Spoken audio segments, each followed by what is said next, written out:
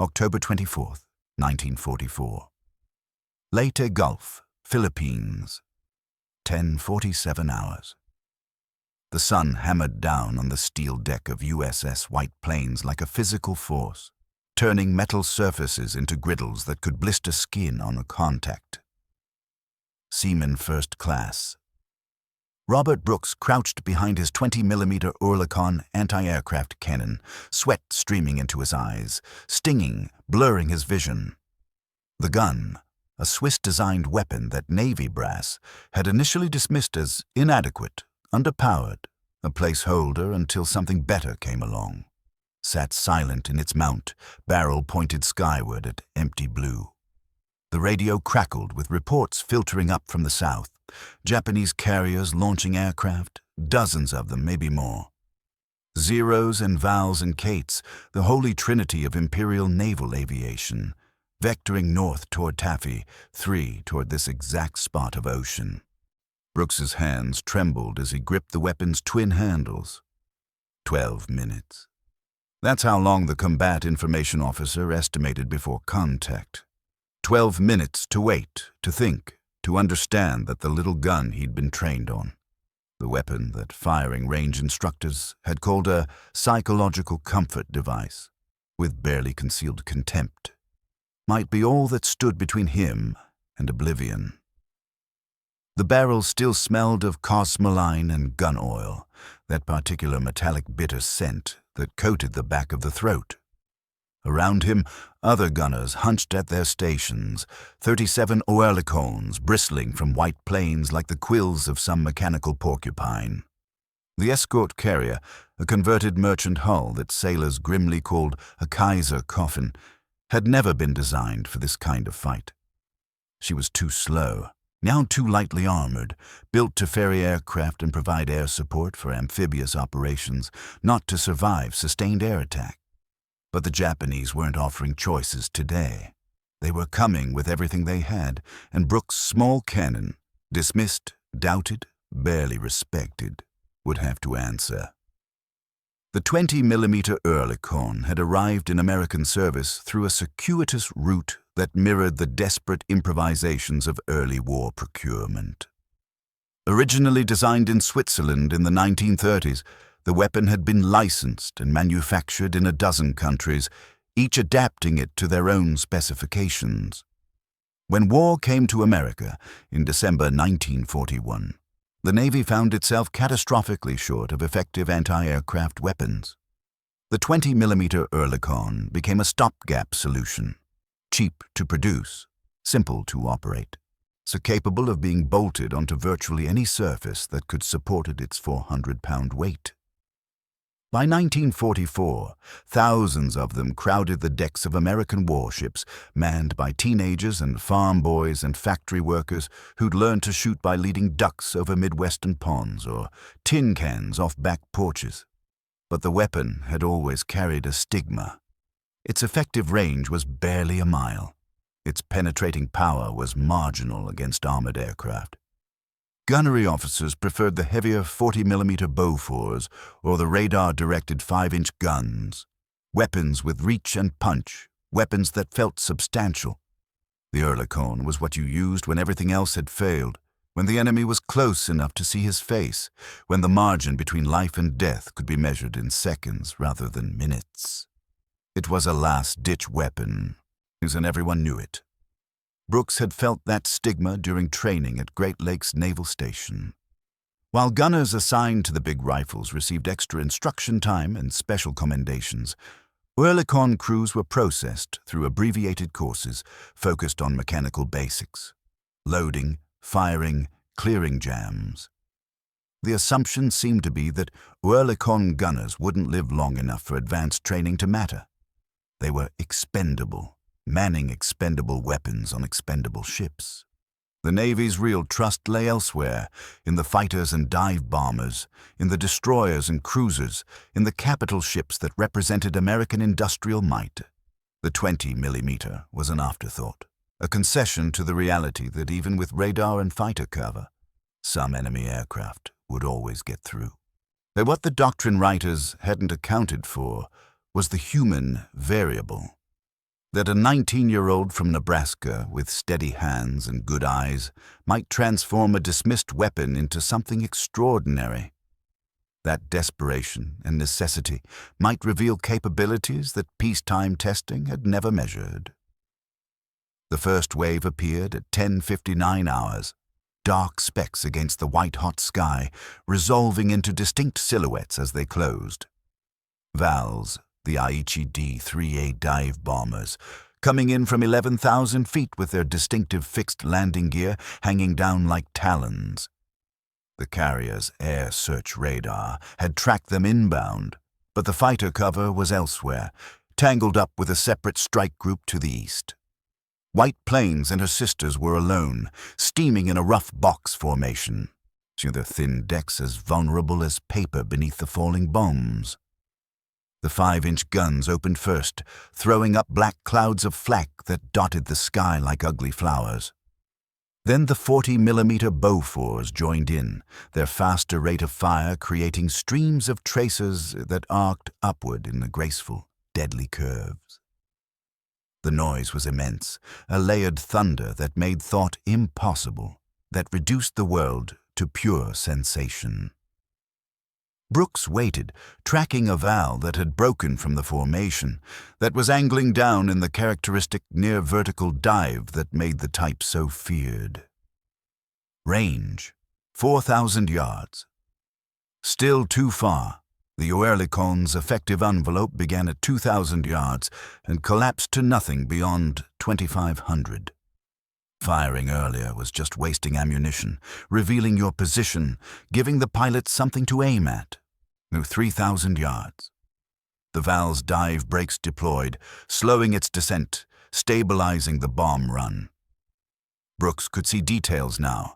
The painted red circles on the wings, the greenhouse canopy catching sunlight, the single bomb slung beneath the fuselage. His finger rested on the trigger, every muscle coiled. The gun's simple ring-and-post sight tracked the aircraft's path. No complex ballistics computers, no gyroscopic stabilization, just geometry and instinct and the accumulated experience of 6 months shooting at toad sleeves and drone aircraft. 2,000 yards. He fired. The Oerlikon roared to life with a distinctive hammering rhythm. 450 rounds per minute, each 20mm shell departing the barrel at 2,800 feet per second. The recoil pulsed through Brooks' arms and shoulders, to a steady beating that required constant muscular correction to keep the weapon on target. Spent brass casings arced away in a glittering stream, clattering on the deck, rolling beneath his feet. The tracers, every 5th round burning magnesium bright, showed him where the stream was going, allowed him to walk the fire onto the target like playing a hose. The first burst missed, passing ahead of the Val as the pilot jinked left. Brooks corrected, leading the target more, feeling rather than calculating the deflection angle. The second burst found the aircraft's wing route. He saw impacts, tiny flashes against dark metal, and then the wing was tearing away, the Val tumbling out of its controlled dive into a spinning, burning death spiral. No parachute, just physics and gravity completing the work his weapon had begun. No time to process it. Then a second Val was diving on the carrier's port quarter, and Brooks was already swinging the gun, traversing the mount with the handwheel, elevating to meet the new threat. Fire. Correction. Fire again. This one was harder, coming in at an angle that forced him to lead more, to account for the carrier's forward motion and the relative wind. The tracers seemed to crawl through the air. He could see them missing, passing behind, and he pushed the barrel forward, ahead, farther than seemed reasonable, and suddenly the shells were chewing into the Val's engine cowling. Black smoke erupted. The aircraft staggered, lost airspeed, and the bomb dropped away prematurely, splashing into the sea 200 yards off the beam. Around him, the other Oerlikons were firing now, creating a web of tracers that turned the airspace around White Plains into a 3-dimensional killing zone. The noise was beyond description. The guns hammering, the 5-inch mounts booming, the Bofors chattering, all of it layered over the bass roar of the carrier's engines and the whistle of falling bombs and the occasional massive crump of a near miss that threw up geysers taller than the ship's mast. The Japanese pilots had expected something different. In 1944, the Imperial Navy was hemorrhaging experienced aviators at a rate that no training program could replace. The men diving on white planes were a mixture of veterans from the early war campaigns and replacements who'd received abbreviated instruction, who knew the technical mechanics of flying but lacked the combat seasoning to adapt under fire. So they had been told that American escort carriers were soft targets, lightly defended, that their mission was to sink or cripple these vessels before they could launch aircraft to threaten the approaching Japanese surface fleet. The doctrine assumed that American anti-aircraft fire would be heavy but inaccurate, that aggressive piloting and proper dive technique would carry them through to bomb release. What they encountered instead was something the doctrine hadn't prepared them for, a density of fire that seemed impossible from such small ships, a volume of shells that turned approach corridors into meat grinders. The 20mm Oerlikons, individually unimpressive, collectively created an envelope of death that began at the edge of their range and intensified with every yard the aircraft descended. Japanese pilots found themselves flying through storms of tracers, feeling their aircraft shudder from hits, watching engine temperatures spike and control surfaces fail. The Americans weren't just shooting, they were shooting accurately, with a proficiency that came from endless practice and the particular kind of focus that emerges when you understand that missing means dying. Brooks was deep into that focus now, existing in a state where time seemed to stretch and compress simultaneously. Each engagement lasted seconds but felt like minutes. The target acquisition, the calculation of lead angle, the trigger squeeze, the observation of effects, the transition to the next threat. His world had contracted to the circle of sky visible through his gun sight and the stream of tracers connecting his weapon to the enemy. And everything else, the fear, the fatigue, the awareness of his own mortality, had been pushed into some distant corner of consciousness where it couldn't interfere with the simple, terrible work of killing aircraft before they killed him. A third valve fell, wing torn off by a burst that caught it at 1,500 yards. A fourth, trailing fire, veered away and plunged into the sea before reaching bomb release. The ammunition drum on his Oerlikon ran dry. 60 rounds expended, and Brooks' hands moved through the reload sequence with mechanical precision. Release the empty drum, swing it clear, lift the fresh drum from the ready rack, slot it home, charge the weapon, acquire the next target. 8 seconds. He'd done it in 8 seconds, and the gun was firing again before his conscious mind fully registered the reload. In 12 minutes of sustained action, Brooks would fire 480 rounds, emptying 8 drums, his shoulders screaming from the recoil, his ears ringing despite the cotton wadding stuffed into them. The gun barrel grew hot enough to shimmer, hot enough that touching it would mean third-degree burns.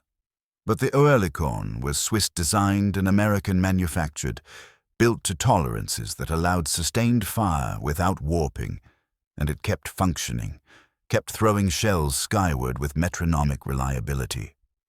9 aircraft fell in those 12 minutes, 3 confirmed to Brooks' gun, 6 more brought down by the combined fire of White Plains anti-aircraft battery. The carrier's Combat Action Report, filed 3 days later and now residing in the National Archives, it credited the 20mm mounts with 27% of the kills, a figure that shocked gunnery analysts who had projected the Oerlikon's contribution at less than 10%. But the statistics couldn't capture the psychological dimension. The Japanese pilots, seeing aircraft after aircraft explode or tumble from the sky, broke their attack patterns, released their bombs early or not at all, abandoned the disciplined doctrine that had made them feared in 1941 and 1942. They had encountered not just firepower, but will, the determination of men who refused to accept that their weapons were inadequate or that their survival was unlikely. Brooks didn't know about the statistics or the after-action reports. He knew only that the sky was suddenly empty, that the last of the valves was spinning toward the water, trailing a comet tail of black smoke, that his hands were shaking so badly he could barely hold the gun's grips. Around him, other gunners were collapsing at their stations, vomiting from adrenaline come-down, crying, laughing, exhibiting the full spectrum of human reaction to sustained mortal terror. The deck was carpeted with spent brass casings that crunched underfoot like metallic snow. The air smelled of cordite and hot oil and burned paint where near misses had scorched the hull. Someone was pressing something into his hand. A Hershey bar, the rectangular brown package unmistakable even through his blurred vision. The chocolate was half melted from the heat, soft in its wrapper, and Brooks tore it open with trembling fingers and bit into it without thinking. The sweetness exploded across his tongue, absurdly rich, absurdly normal. A Hershey bar. The Navy issued them as part of the ration, along with cigarettes and coffee and all the other small luxuries that American industrial capacity could provide even in a combat zone 7,000 miles from home. The Japanese pilots who died in those 12 minutes had subsisted on rice and dried fish, their rations shrinking as Japan's logistics network collapsed under submarine warfare and aerial bombardment. They had fought for an empire that could barely feed its soldiers. He was fighting for a nation that gave its sailors chocolate. The symbolism wasn't lost on Brooks, though it would take him years to articulate it, and that Hershey bar represented something larger than simple abundance. It was a physical manifestation of the industrial and agricultural systems that underpinned American military power. The cocoa beans shipped from South America, the sugar from Hawaii and Puerto Rico, the milk from Wisconsin dairy farms, all refined and processed and packaged in factories in Pennsylvania and distributed across a global supply network that functioned with remarkable efficiency despite the chaos of war. Japan couldn't match that. Germany couldn't match that. They were fighting from positions of scarcity, their soldiers motivated partly by the promise of capturing enemy resources, of finally having enough. American sailors ate chocolate between combat actions. They complained about the quality of the coffee, and they grumbled when the ice cream machines broke down. This wasn't decadence. It was a different kind of warfare, one where morale and material were inseparable, where keeping soldiers fed and supplied with small comforts was understood as essential to sustained combat effectiveness. The Oerlikon might have been dismissed initially as inadequate, but it was manufactured by the tens of thousands, distributed with profligate generosity, backed by ammunition production that measured output in millions of rounds per month. Quantity had a quality all its own, especially when wielded by men motivated not by imperial ideology, but by the simpler desire to survive and go home to a country where chocolate was ubiquitous and freedom was assumed. The battle for Leyte Gulf would continue for 3 more days, and expanding into the largest naval engagement in history. White Plains would survive, her thin hull miraculously unpunctured despite dozens of near misses. Brooks would remain at his gun station through 2 more air attacks, shooting until his ammunition was exhausted, until his hands were blistered and his shoulders were bruised purple from recoil. Other men at other Oerlikons would replicate his performance. Gunners with names like Miller and Kowalski and Washington, men from farms and cities and small towns, united by the simple fact that they'd been handed weapons the Navy hadn't fully believed in and told to make them work. After the war, gunnery analysts would study the Leyte Gulf action reports and revise their assessments of the 20mm Oerlikon.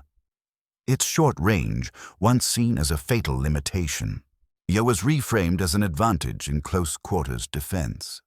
Its simplicity meant it rarely jammed and could be operated by minimally trained personnel.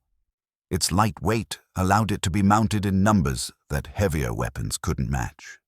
The dismissal, the contempt, the assumption of inadequacy, all of it evaporated in the face of empirical results. By 1945, the Oerlikon was recognized as one of the war's most effective anti-aircraft weapons in its envelope, credited with shooting down more enemy aircraft than any other Allied gun in its class. But the deeper transformation was in the men who'd manned them. Brooks would return to Nebraska after his discharge, would marry and raise children and work as a machinist for 40 years, and he would never quite be able to explain to his family what those 12 minutes had meant. As how a weapon he'd been trained to consider second-rate had become in the moment of absolute necessity, exactly what was needed. How the abundance he'd taken for granted, the chocolate and coffee and endless ammunition, had revealed itself as a form of power more profound than any single weapon system. How he'd discovered in himself capabilities he hadn't known existed, a capacity for focused violence and immediate decision-making that peacetime life had never called upon. The Oerlikon itself became a symbol, though perhaps an invisible one. After the war, they were stripped from ships and sold as surplus, mounted on merchant vessels or melted down for scrap. A few found their way into museums, static displays with plaques explaining their technical specifications. But the memory persisted in different forms. In the veterans who'd fired them, in the families who heard fragmentary stories, in the understanding that wars were won not just with superweapons and brilliant strategy, but with adequate tools placed in the hands of motivated men who refused to accept predetermined outcomes. The sky over Leyte Gulf is empty now, holding its history beneath layers of forgetfulness. Commercial aircraft pass overhead, their passengers unaware of the violence that once saturated this airspace. But the water remembers in its way. The coral reefs have grown over wreckage. The fish shelter in the shells of sunken aircraft. The ocean incorporates human folly into its eternal cycles. And somewhere in archives and memory, the truth persists, that 9 planes fell in 12 minutes and brought down by a weapon they said was useless, fired by men they said were ordinary. Brooks lived until 1998, dying quietly in the same Nebraska town where he'd been born. At his funeral, his children found among his effects a small cardboard box containing spent 20mm shell casings, polished smooth by decades of handling, and a faded Hershey bar wrapper. They didn't understand the significance. He'd never fully explained it, but they kept the items anyway, sensing that they represented something important, some moment when their father had been tested and not found wanting.